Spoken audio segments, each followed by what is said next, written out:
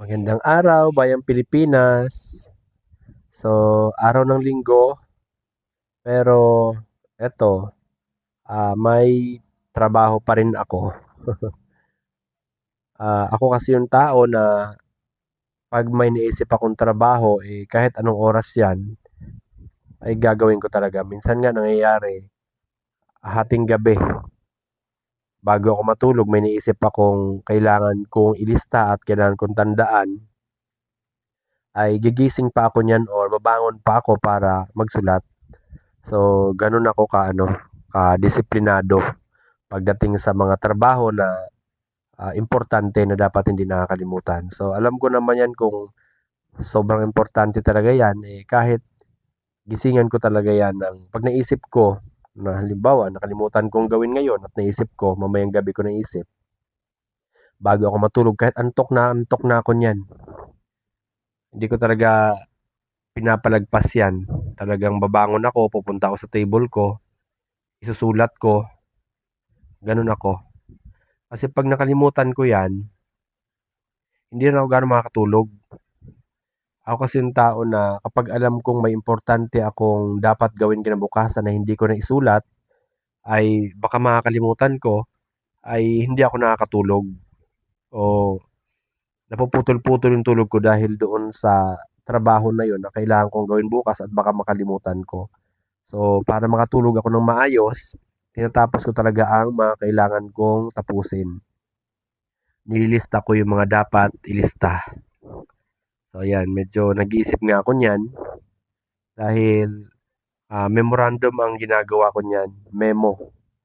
So, alam naman natin yung mag-ibig sabihin ng memo. So, ano yan, sentence yan na rules na ipapatupad o kailangan sundin. So, medyo kailangan ko pag-isipan ng mabuti dahil rules kasi yan at papipirmahan ko yan sa piling empleyado. Actually lahat ng designation namin iba-ibang rules. So kung dahil sa maraming designation sa company namin ay marami ring rules and regulation. Magkakaiba ng rules and regulation. Pero meron naman kaming general rules na para sa buong company talaga at naiiba yung rules by designation. So halimbawa, supervisor ka, iba ang rules ng supervisor pero meron kaming company rules na lahat ay kailangan sumunod doon sa company rules. So maganda na rin yung gumagawa tayo ng rules and regulations at saka itong mga memo.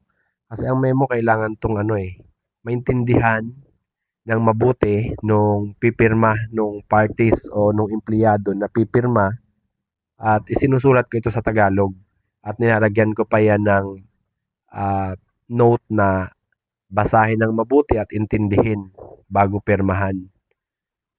Ganun po ako pag gumagawa ako ng memo kasi mahirap na hindi pala naintindihan ng mabuti, pinirmahan, magkakaroon ng question sa huli. So, ganun tayo. Lahat ng rules and regulation natin sa empleyado, ipaliwanag nating mabuti sa kanila. Mas maganda kung isa-isa. Doon sa mga bagong aplikante natin, mas maganda kung bawat isa sa kanila ay paliwanagan agad ng rules and regulation bago magsimulang magtrabaho para wala tayong magiging problema kapag nagtatrabaho na sila at wala silang question dahil pumirma sila ng rules and regulation na naiintindihan nila. Ganun ka-importante yung rules and regulation. Dapat naiintindihan ng bawat isa.